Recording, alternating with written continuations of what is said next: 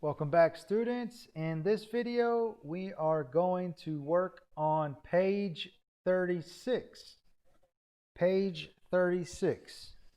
So please go to page 36 in your student book and let's get started. All right, so this topic is a little difficult because we're talking about words that have multiple meanings. A lot of times this means it can be used as a noun or a thing, or it can be used as a verb, as an action, or it can be used as an idiom, which is a phrase that has a specific meaning that's not literal. So that's what can make learning a language difficult. So let's work through this together. Let's read this together. Some words have multiple meanings, more than one meaning. You can work out the meaning of a word from the context.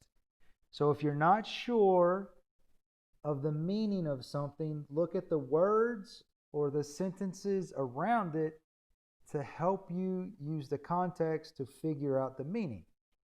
Exercise 1. Read and circle the correct meaning of the underlined words. All right. Number 1, pin the picture to the board. All right, pin is the underlined word. All right, so A, pin is to fasten or to put something to a surface, or B, a short, thin, straight, pointed piece of metal. Usually you use a lot of these in sewing. A pin. So both of these are correct. Both of these are the meaning of a pin, but in the context of the sentence, pin the picture to the board.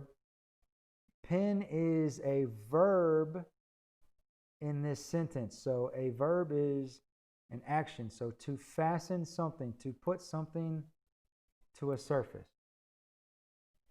All right. Number 2. He opened the curtains and light came into the dark room. All right. So our options are not heavy or illumination coming from a source such as a bulb. All right, so just as number 1, both of these are correct for this word.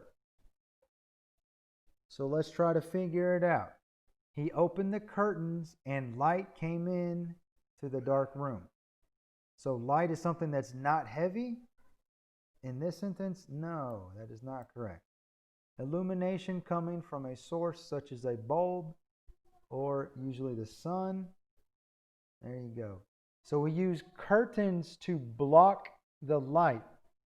So if someone opens the curtains, that allows light to come in and illuminate the room. Number 3, we sat on the bank and watched the boats on the river. So our options are a place where people keep money, land that slopes down to a river or a lake. All right, so think about it. We sat on the bank. ¿Ustedes piensan que esta gente está sentando sobre Banpro or La Fice? No. They're not sitting on a bank with money. They're sitting on a bank of a river or a lake. In this case, a river. So it'd be something like this. You'd have like a little like this, and then you'd have the, oh, sorry, can't draw anymore over there. Hang on.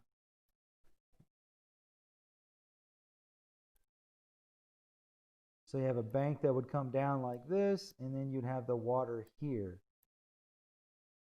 So they'd be sitting here on the bank. It's the sloped part right here, watching the boats.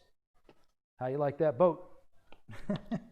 That's why I don't teach art class. I only teach English. Number 4, The wall needs one more coat of paint. All right, so in this case, do you think it is a layer? The wall needs one more layer of paint? Or do you think it is a piece of clothing? The wall needs one more piece of clothing of paint. All right, so it is a layer of paint. A layer of paint. When you're painting, we say a coat of paint means to pass it again with a brush or a roller or spraying it. Number 5. The cook opened a can of tomatoes to make the sauce.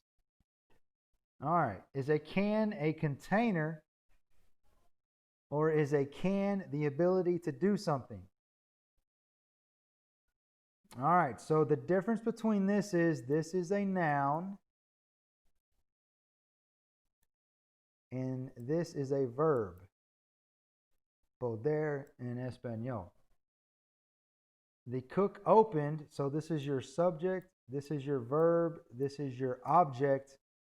So this is a noun, a container. The cook opened a container of tomatoes. All right. So there you go. That's number 1. I know that might be a little quick, but just listen multiple times and practice reading the correct ones. Now we'll go to number 2. Read and mark the sentence in which the underlined word means the same as in the original sentence. All right, so we have the original sentence, and then we need to figure out which one of these is the same as this. So let's read this sentence together. Jim took a trip to Canada.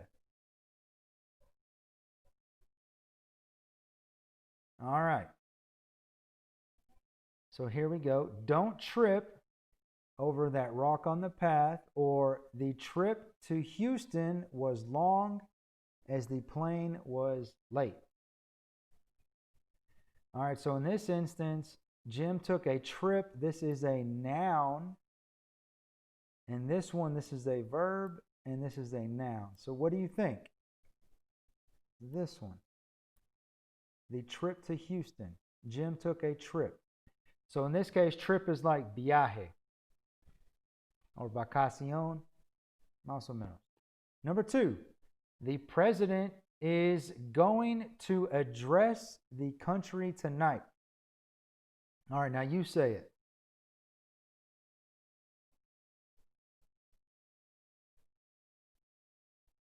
All right. Here are our possible answers. The president's address is the White House.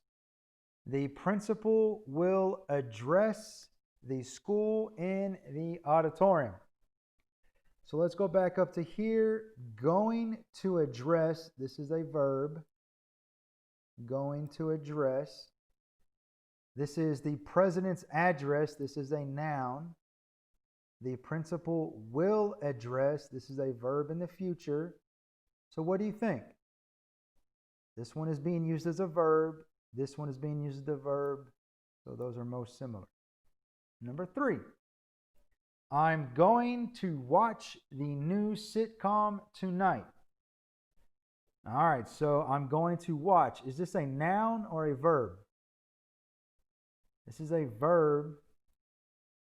Voy a mirar. I'm going to watch. All right. So he got a new watch for his birthday. They're not allowed to watch TV on a school night. So in this one, is watch a verb or a noun? It is a noun. He got a new watch. In this sentence, watch is reloj. Él recibió un nuevo reloj para su cumpleaños. And this one says they're not allowed to watch TV. To watch is a verb. So there you go. Number 4, I took the letter out of the mailbox. Is this a verb or a noun? I took, yo saqué the letter, la carta. So that's a noun. All right. Grandma wrote me a letter, but I sent her an email. My name begins with the letter J. So it could be like Jennifer, it could be Julio. No, say Julia. All right, so grandma wrote me a letter. Mi abuela me escribió una carta. So this is a noun. My name begins with the letter J. All right, so this is also a noun. All right, so they're both nouns. Which one is correct? All right, so in English, we use the word letter for like una carta y una letra, like deletrear. So this is a letter like the letter J. This is a letter like una carta. So it is this one. I took the letter out of the mailbox. Number 5, they went to see a play by Shakespeare. So they went, ellos fueron, so this is a noun. The coach stopped the play when the boy was hurt. All right, the coach stopped. El entrenador dejó. So this is a noun. This is your verb here. All right, so that play was turned into a movie. That play is the subject, so there you go. That is also a noun. All right, so now we need to go a little bit further. So they went to see a play. Okay. The coach stopped the play. So this is in a sporting event. And this is a play in a theater. So this is talking about a play that was turned into a movie. So this is also a play in a theater. All right, there you go. That's everything for page 36. If that's a little confusing, that's okay. It's supposed to be difficult. That's why you're in advanced English. We do things that are a little bit harder. So just practice reading these to yourselves and follow along with the videos, and everything will be okay. Adios.